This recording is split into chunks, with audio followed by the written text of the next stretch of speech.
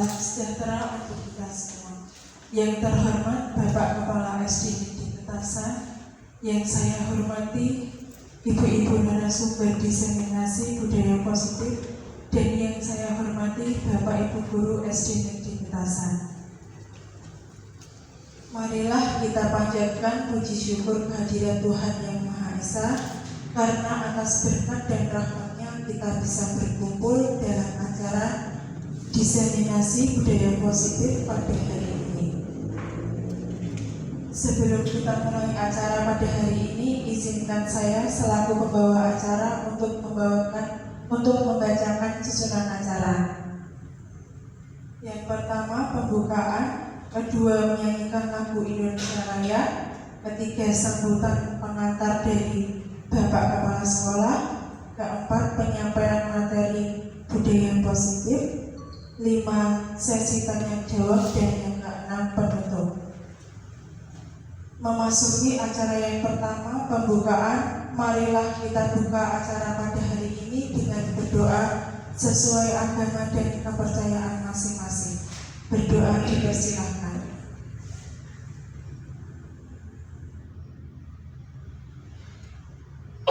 Cukup. Acara selanjutnya menyanyikan lagu Indonesia Raya yang akan dipimpin oleh Ibu Evita. Hadirin dimohon berdiri.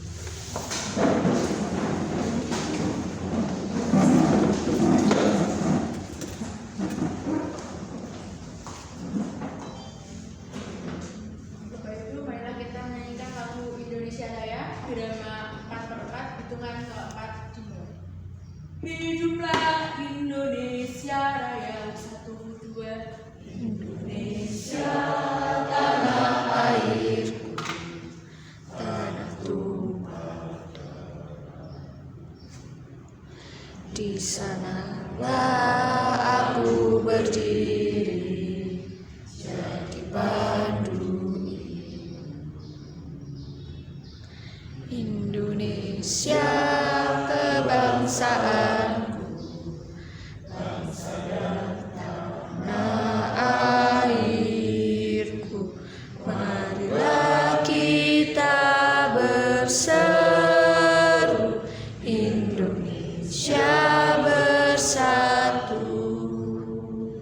Hiduplah tanahku, hiduplah negeriku, bangsaku, rakyatku semuanya. Bangunlah jiwanya, bangunlah badannya untuk Indonesia Raya. Indonesia Raya, merdeka, merdeka, tanahku, negeriku yang ku cinta.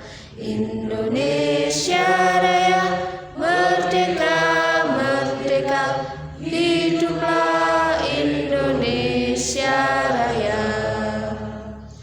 Indonesia Raya, merdeka, merdeka, tanahku, negeriku yang ku cinta.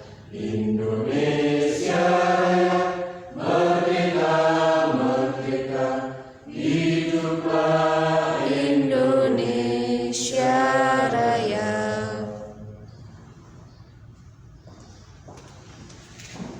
Hadirin dimohon duduk kembali.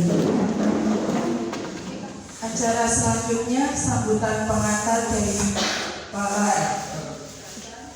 kepada Pak Budianto SPD, kami persilahkan.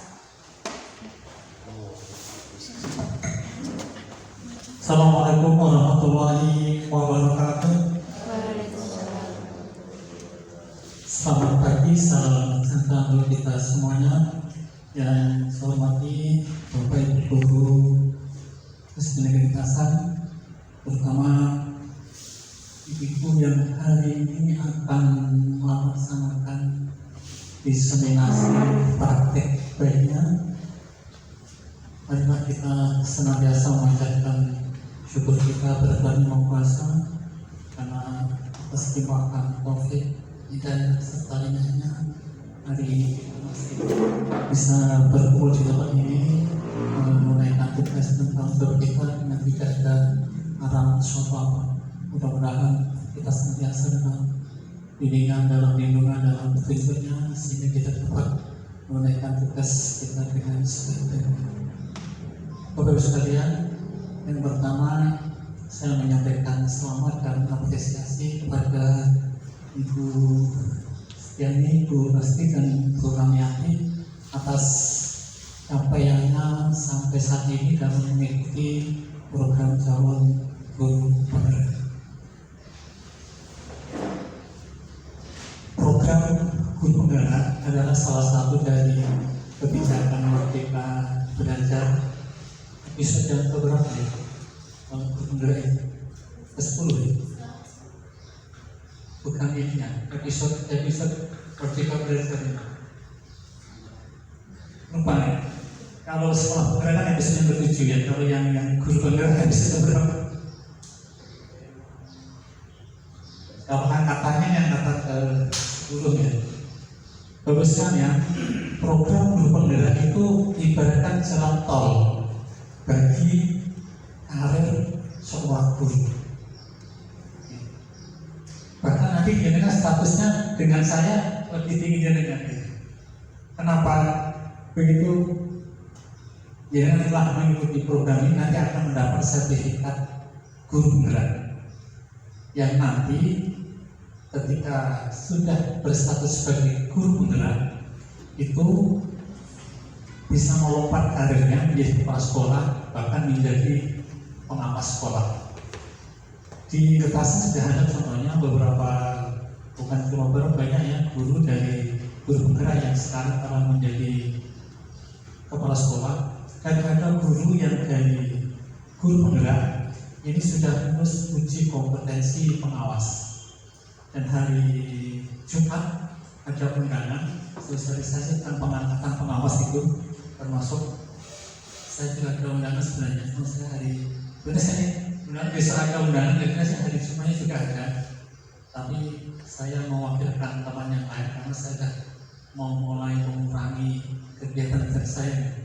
Karena sebelum saya nanti pensiun itu apa-apa yang selama saya kerjakan sudah dikerjakan oleh orang lain dulu gitu ya. Nanti kalau saya pensiun tidak sudah itu. Nah, sedangkan sekolah penggerak saya ini adalah peserta sekolah penggerak angkatan ke-1 yang pada waktu belum disebut sekolah penggerak, tapi kepala sekolah penggerak angkatan ke-1. Sampai hari ini statusnya yang masih sebagai sekolah penggerak, karena kepala sekolah penggerak itu membawa sekolahnya jadi sekolah penggerak dan harus menyelesaikan programnya selama 3 tahun. Dan apabila di bulan Juni ini program sekolah penggerak sudah selesai, kemudian nanti ada tambahan tugas dalam 1 semester, yaitu menjadi sekolah pengibas kurikulum merdeka, menjadi sekolah sasaran pengibasan. Nah, sampai di sini status saya sampai masih tetap sebagai kepala sekolah penggerak. Ketika sudah melewati itu, baru nanti saya dapat sertifikat, namanya sertifikat guru penggerak. Stasiunnya sama dengan nanti. Baru saya disebutkan Burasti dan Bumian. Nah, baru saya bisa melanjutkan kalau masa kerja masih cukup bisa ke pengawas atau ke bidang lain atau ke kepala sekolah nanti. Nah, oleh sebab itu, Bapak sekalian, marilah kesempatan ini yang terbuka lebar bagi kita semua, manfaatkan dengan sebaik-baiknya.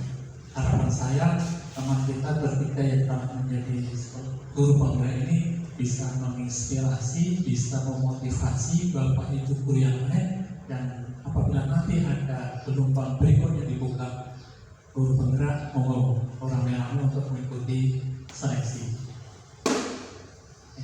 Dan Bapak Ibu abai terhadap kegiatan-kegiatan yang diadakan oleh pemerintah, karena kedepannya sudah kita tidak bisa kita hindarkan lagi. Bapak Ibu, termasuk sekolah kita sebagai sekolah penggerak itu ada satu program yang namanya percepatan digitalisasi sekolah. Itu bukan hanya dalam pembelajaran yang memanfaatkan teknologi digital, tapi itu dalam pengurusan karir dan kinerja. Ke depan segala sesuatu yang kita kerjakan akan diolah ya, melalui platform digital. Sebab itu monggo selalu diakses jangan sampai tertinggal, selalu diupdate jangan sampai tertinggal. Mulai dari dapotiknya, kalau ada bermacam-macam platform digitalnya, ada SIM PKB, ada Money ASN, ada SIM Pakin, semuanya diupdate dan diperbarui setiap saat. Tapi ke depan ini sudah persiapan, termasuk nanti tunjangan kinerja Bapak Ibu itu juga diupdate melalui platform digital tersebut, dan itu tidak bisa dikerjakan oleh orang lain.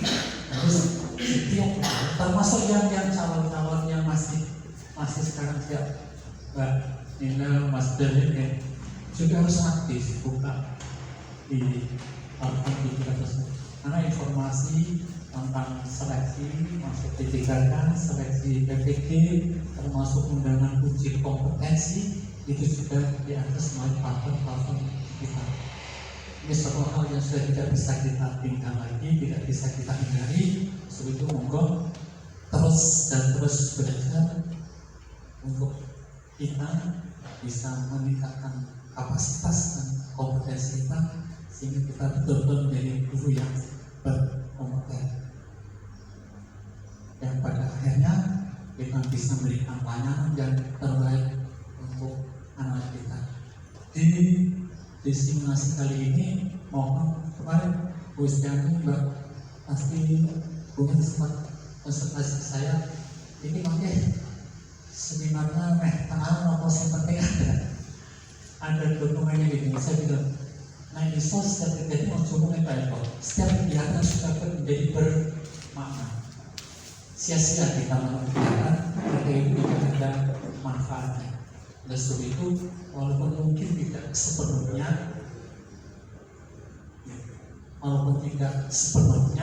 tetapi ya mohonlah agar yang telah bertiga kerjaan ini bisa memahamkan, bisa memperluas konsep bagi Bapak Ibu guru yang lain, sehingga bisa menjadi motivasi, bisa menjadi inspirasi bagi Bapak Ibu yang lain. So itu mungkin nanti diseminasi dikenal sebaik-baiknya agar apa yang menjadi tujuan dari diseminasi bisa sampai terlaksana.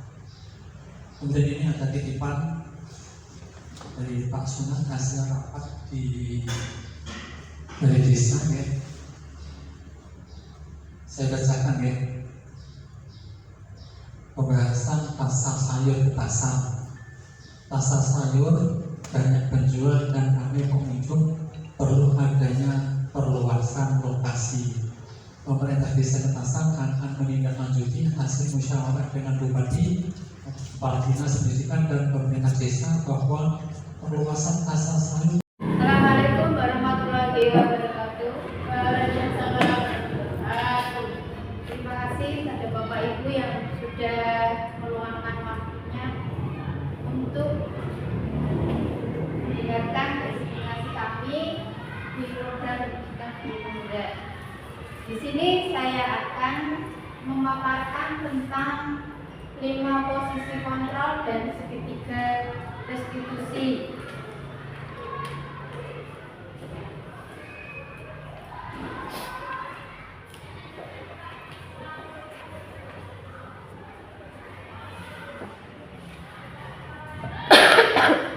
Ini ada pertanyaan pemantik. Bacalah kasus-kasus di bawah ini dan cobalah jawab pertanyaannya. Tisa dan Hana dipanggil masuk ke ruangan Ibu Dewi, Kepala Sekolah SMA Makmur. Ibu Dewi baru saja mendapatkan pengaduan dari Ibunda Tisa bahwa Hana menggunakan kata-kata kasar dan merendah-rendahkan Tisa di sosial media. Anto jarang sekali hadir di pembelajaran jarak jauh, dan pada saat hadir pun Anto seringkali menggunakan kata-kata kasar di kolom chat mengejek teman-temannya. Hal ini sudah sangat mengganggu dan beberapa orang tua murid yang mengikuti pembelajaran daring memerlukan 6 perilaku Anto di pembelajaran jarak jauh. Bila Anda adalah seorang kepala sekolah, penerapan disiplin apakah yang akan Anda lakukan untuk kasus Hana dan Anto dan mengapa? Mungkin Bapak Ibu ada yang tahu penerapan disiplin apakah untuk Anto dan Hana ini?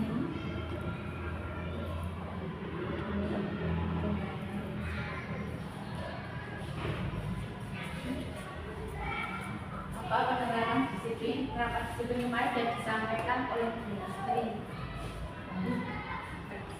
Bu Setiani. Ya, penerapan disiplin. Mungkin Bapak Ibu bisa menelaah antara kedua peristiwa tersebut penerapan disiplin apakah itu?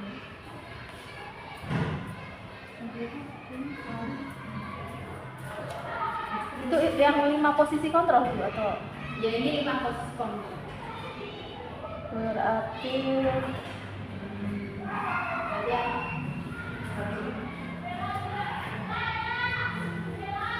mendapatkan hasil dari Anda bisa menggunakan kata-kata kasar, mengikuti komputer.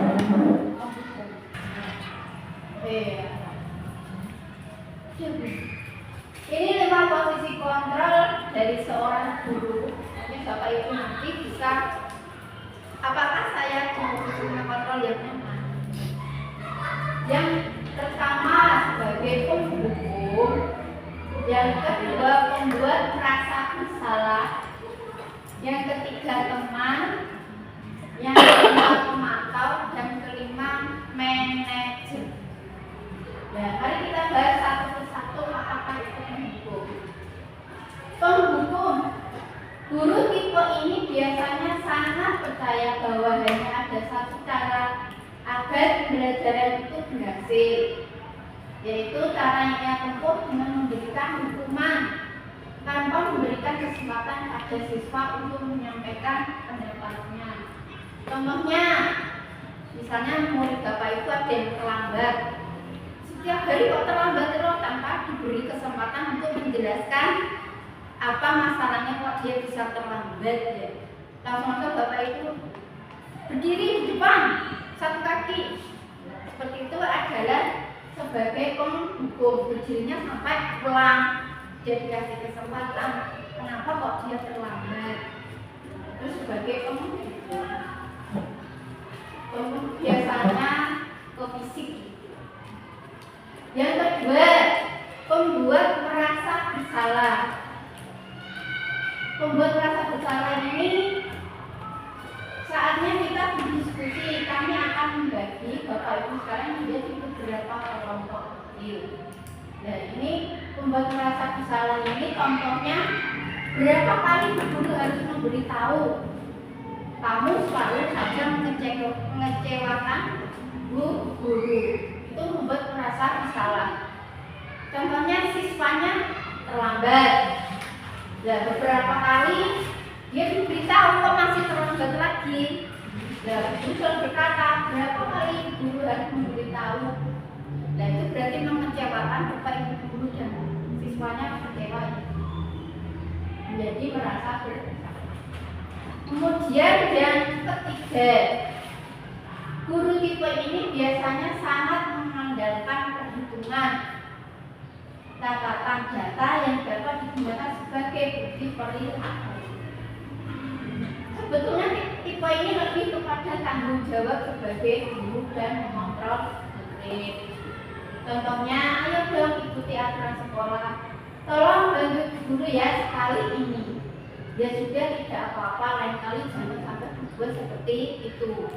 Ini kan gurunya agak takut gitu ya, karena takut pada kepala sekolah, nanti dimarahi kepala sekolah. Makanya dia guru itu harus membantu muridnya dia tidak berbuat salah. Yang selanjutnya memantau. Guru tipe ini tidak akan menyakiti murid, namun akan berupaya mengontrol murid melalui pendekatan. Guru tipe ini menggunakan hubungan baik dan humor untuk mempengaruhi perilaku murid. Contohnya, kamu sudah melanggar peraturan sekolah. Kamu tahu konsekuensinya. Setelah prakara, kamu beri atribut ke koperasi dan jangan diulangi lagi. Itu pemantau. Yang selanjutnya manajer. Guru tipe ini adalah posisi di mana guru berbuat sesuatu bersama murid, mempersilahkan murid untuk bertanggung jawab atas perilakunya dan mendukung murid agar dapat menemukan solusinya atau permasalahannya sendiri. Ini manajer. Guru tipe ini memposisikan sebagai teman, sebagai pemantau, sehingga murid merasa lebih nyaman dan terbuka. Contohnya, apakah kamu tahu kesalahanmu? Kira-kira bagaimana kamu perbaiki kesalahanmu? Jadi dia mau memberikan solusi ya dengan kesalahannya. Terus tipe manakah kita? Mungkin kita tipenya tipe apa? Semuanya masuk, Bu. Semuanya masuk, pengikut juga. Terus ini, waktu yang kurang saya atau awas, kamu selalu saja salah, selalu yang terakhir selesai hukum.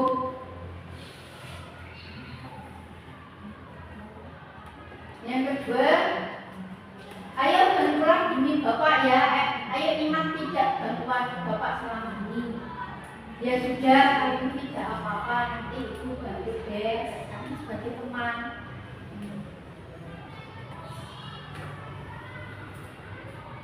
Ayo bantulah demi Bapak ya, ayo ingat tidak bantuan Bapak selama ini, merasa bersalah.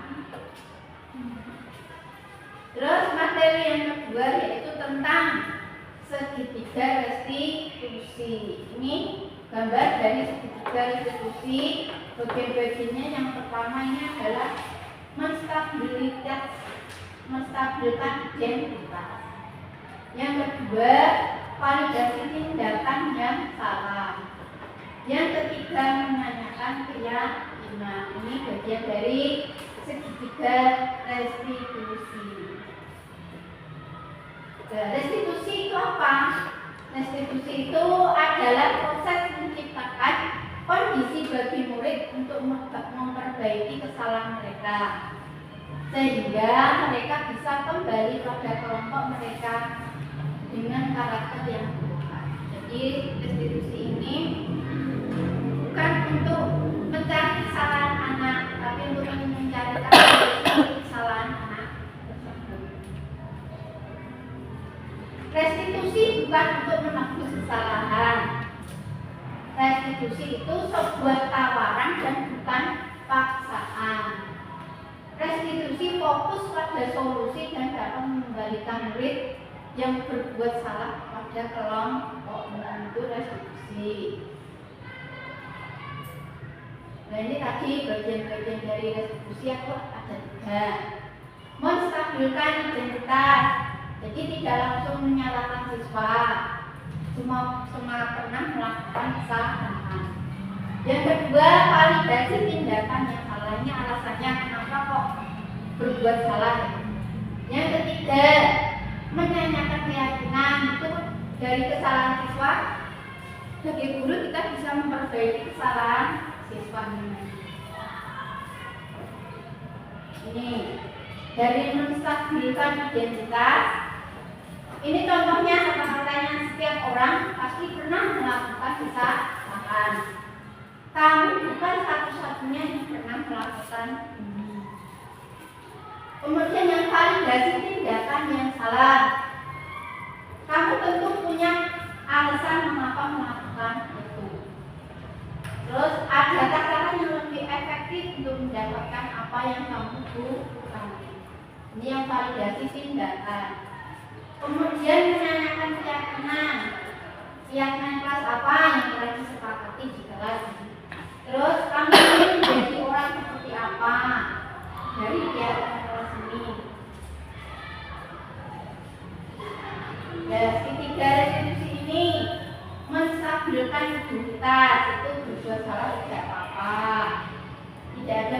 manusia yang sempurna. Saya juga pernah melakukan kesalahan itu. Kita bisa menyelesaikan ini. Bapak itu tidak tertarik dengan siapa yang mengalami bagian dari melakukan tindakan. Kemudian yang validasi tindakan. Ada kamu bisa melakukan yang lebih dulu dari ini. Kamu pasti punya alasan mengapa melakukan hal ini. Jadi yang validasi tindakan ini ditanyakan alasan mengapa melakukan perbuatan salah itu. Kemudian menanyakan keyakinan. Menanyakan keyakinan itu apa yang kita percaya sebagai kelas atau keluarga. Apa nilai-nilai umum yang disepakati di kelas. Ini menanyakan keyakinan.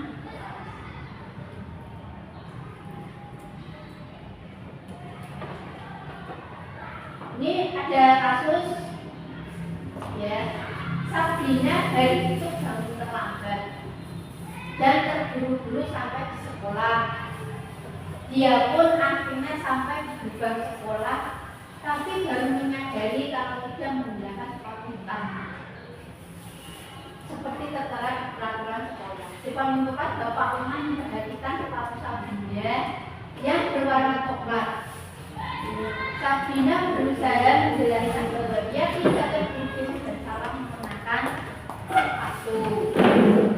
Pak Umar menanyakan Sabrina apa peraturan sekolah tentang seragam warna sepatu. Sabrina menjawab sudah mengetahui sepatu harus berwarna hitam, namun terburu-buru dan salah menggunakan sepatu. Selain tidak mungkin kembali pulang karena rumahnya jauh sekali, Pak Umar tetap bersikeras pada peraturan yang berlaku dan mengatakan, ya sudah, kamu sudah melanggar peraturan sekolah, kamu salah. Sudah terlambat, salah pula warna sepatu. Segera tugas kamu kalau tidak bisa menggunakan sepatu sesuai aturan. Ini termasuk Pak Umar posisi kontrolnya sebagai apa? Belasri. Oke. Penghukum dari kalimat ini ya. Penghukum. Dari kalimat Pak Umar tetap bersikeras pada peraturan yang berlaku dan mengatakan ya sudah, kamu sudah melanggar peraturan sekolah, kamu salah, sudah terlambat. Ini sebagai penghukum. Dalam kasus di atas kita posisi Pak Umar tadi penghukum. Bila Bapak Umar mengambil posisi seorang manajer, apa yang akan dikatakannya? Mungkin ada pertanyaan seperti apakah yang akan diajukan di Sabrina? Mungkin pertanyaannya apa? Jika manajer ya? Ya, sebagai manajer. Yang ditanyakan keyakinan kelas iya ya. Kalau sebagai manajer, Mungkin akan ditanyakan dulu alasannya kenapa melakukan kesalahan itu apa. mungkin akan ditanya dulu kenapa alasannya memakai sepatu yang salah. Ya.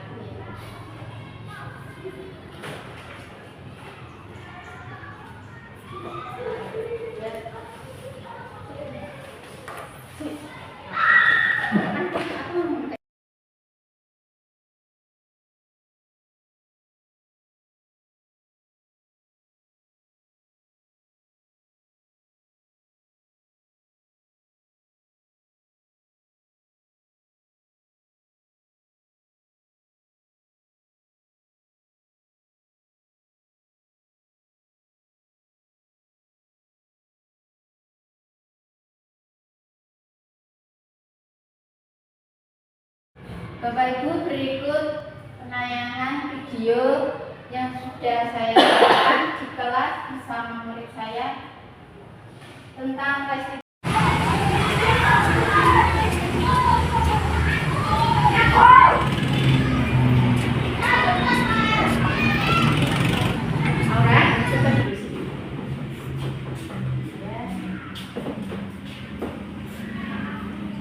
Setiap orang pasti bagaimana kalian itu? Apakah kalian tahu kenapa punya kontak kesini? Pasti punya alasan mengapa melakukan hal itu, ya kan? Orang bolehkah punya tahu detail terlambat itu perbuatan apa? Karena masuk sudah berdiri dan tempat sampahnya jauh dari jangkauan saya. Menurut kamu bersalah itu tidak apa-apa? Benar atau tidak? Nah, mari kita sekarang ingat solusinya ke sama-sama ya. Apa itu yakin kamu pasti punya alasan kenapa? Menjaga kebersihan lingkungan sekolah. Oh, kalau menurut kamu, apakah sebenarnya kamu sesuai dengan yang sekolah? Tidak sesuai. Karena kamu akan mengatasi kebiasaan. Oh, seperti itu memang sangat menyenangkan. Tapi kalau kamu terlalu lambat main sampai larut malam, itu merugikan kamu sendiri. Dan apakah kamu tahu tentang kebiasaan kelas kita? Ingat tidak ini? Ya, apakah terlalu lambat itu sudah sesuai dalam kelas?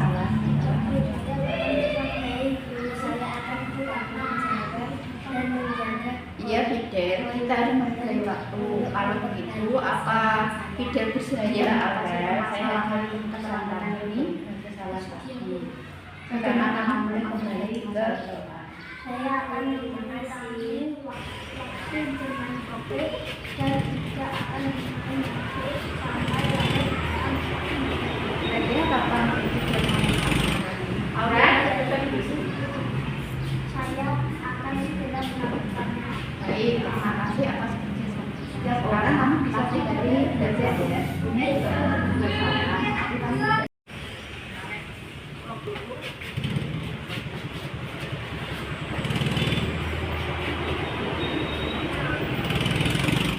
Aura, coba dulu sini.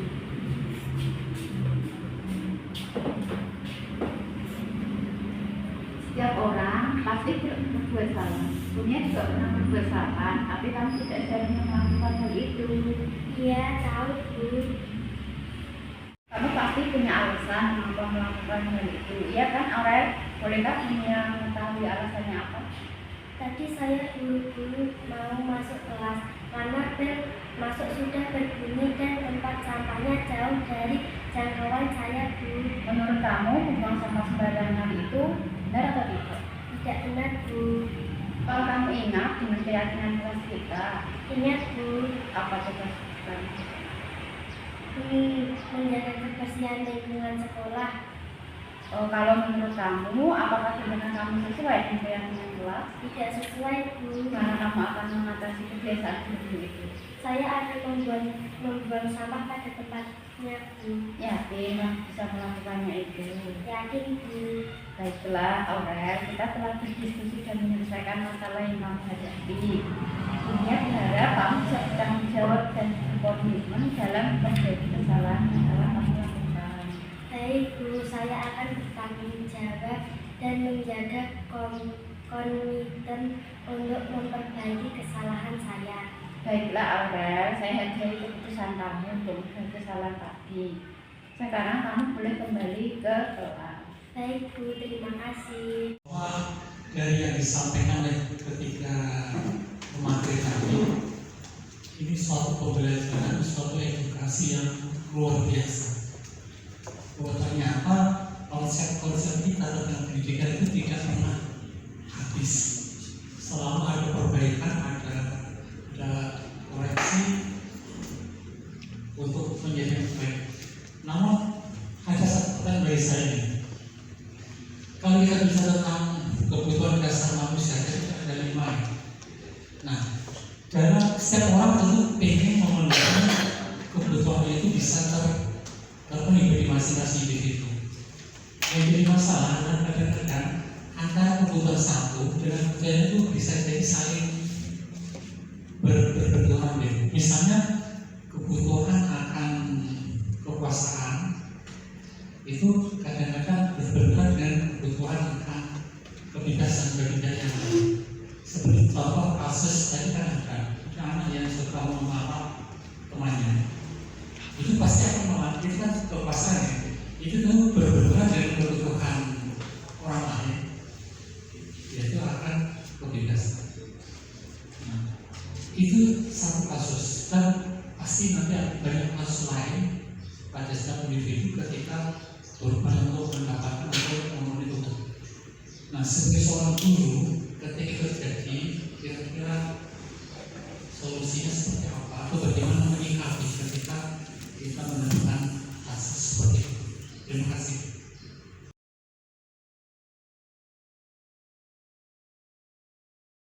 Salam Bapak Ibu guru hebat. Penegakan disiplin pada anak harus dimulai sejak anak ini. Kita sadar bahwa setiap orang, apalagi anak, selalu saja dalam kehidupannya melakukan kesalahan. Yang terbaik dari pelaku kesalahan adalah ketika mereka menyadari kesalahannya dan dengan kesadaran sendiri memperbaiki kesalahannya itu.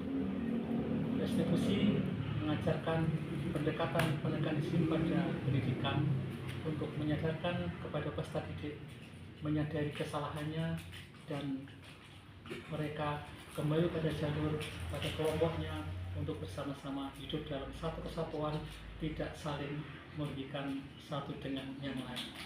Akan sangat bagus ketika ini ditanamkan sejak anak dalam usia dini. Terus maju dan tegakkan disiplin untuk menuju masyarakat yang bertanggung jawab pada hukum. Salam bahagia. Baik, terima kasih untuk kesempatan yang diberikan kepada saya. Saya tidak akan bertanya, hanya memberi tanggapan saja. Untuk 3 narasumber hari ini sangat luar biasa. Saya mendapatkan banyak ilmu, terutama tentang disiplin positif yang sebenarnya yang sudah saya lakukan di kelas itu ternyata belum seluruhnya. Betul. Nah, dengan adanya diseminasi hari ini membuat saya lebih merefleksikan diri untuk menerapkan disiplin positif dengan benar untuk tahun yang akan mendatang. Sekian, terima kasih. Assalamualaikum warahmatullahi wabarakatuh. Selamat siang. Perkenalkan saya Bu Putri, guru kelas 2 SD Negeri Petasan. Setelah saya mengikuti diseminasi budaya positif dari dunia, saya mendapatkan pengetahuan baru tentang 5 posisi kontrol dan segitiga restitusi. Saya sudah menerapkannya di kelas saya, yaitu di kelas 2B. Dampak yang didapatkan setelah menerapkannya yaitu siswa dapat menemukan solusi dari permasalahannya sendiri. Dan di situ saya juga berperan sebagai pemantau murid untuk memberikan arahan jika diperlukan. Terus di samping itu juga saya juga memastikan agar murid mengikuti norma dan aturan yang berlaku di sekolah. Sekian. Saya senang sekali melakukan praktek restitusi bersama Bu Mia. Kami belajar mencari solusi dari permasalahan yang saya hadapi. Hai, saya Aura. Saya senang sekali bisa melakukan restitusi bersama Bu Mia. Bu Mia dapat membimbing dalam menemukan solusi ketika saya melakukan kesalahan.